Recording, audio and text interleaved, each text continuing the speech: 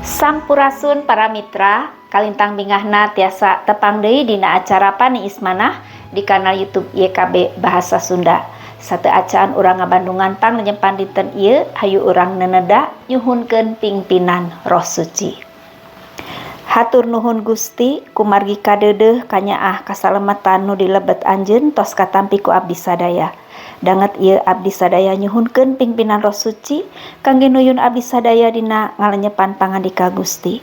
Berkahan abdi sadaya supados tiasa ngaregepkeun sareng ngalarapkeunana dina kahirupan sadidinten. Dilebet nami Gusti Yesus Kristus. Amin.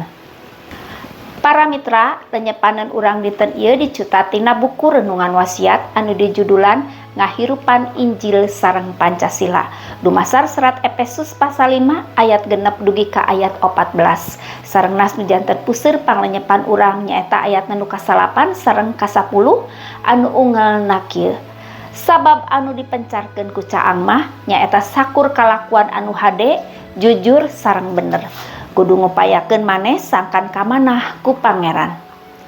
Para mitra, Eka Dharma Putra saurang pandita GKI sareng teolog Indonesia dina pergulatan atanapi pergumulan teologi sareng palayananana khususna pasca Orde Baru kalintang ngangenkeun supados gareja sareng umat Kristen janten komunitas eksemplaris, komunitas picontoeun.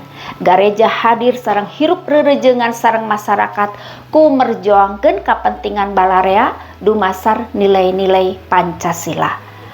Para mitra, kajamaah di kota Efesus, Rasul Paulus mepelingan sangkan aranjeuna hirup salaku jalmi-jalmi anu caricing dinu caang.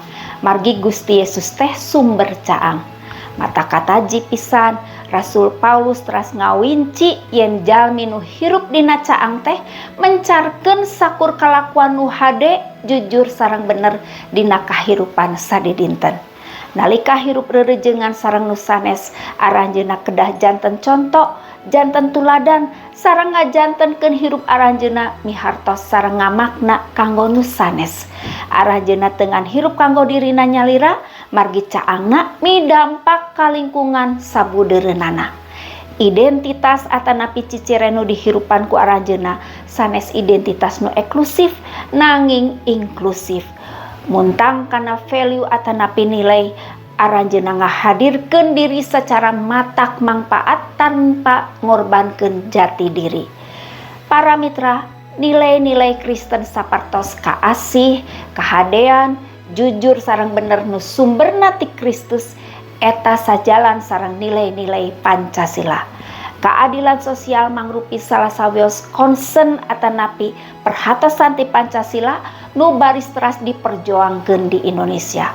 Kumargi kitu sami sapertos harapan Pandita Eka urang peryogi ngahirupan Injil ku ngamalkeun atanapi ngalarapkeun Pancasila dina kahirupan urang sadidinten rerejengan sareng tatanggi atanapi masyarakat.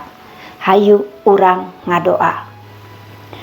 Hatur nuhun Gusti kangge panglenyepan danget ieu patali peperih sangkan abdi sadaya kalebet komunitas eksemplaris, komunitas nu janten picontoeun kangge sasami. Berkahan abdi sadayana supados salawasna ngaharapkeun pangandika Gusti dina kahirupan sadidinten sareng abdi salaku bangsa Indonesia seja ngamalkeun Pancasila dina hirup rerejengan di tengah masyarakat. Panada ieu disuhunkeun dilebet asmaning Gusti Yesus Kristus. Hatur nuhun Gusti. Amin. Para mitra, rupina sakitu anu kapihatur panglenyepan dinten ieu, pamugi tiasa janten berkah kanggo urang sadayana. Ulah hilap, subscribe, like sareng bagikeun kanu sanes. Margi ku hal kitu para mitra tos fulubiung dina ngamasurkeun Injil kasalamatan sasarengan YKB. Gusti Yesus ngaberkahan. Cag heula.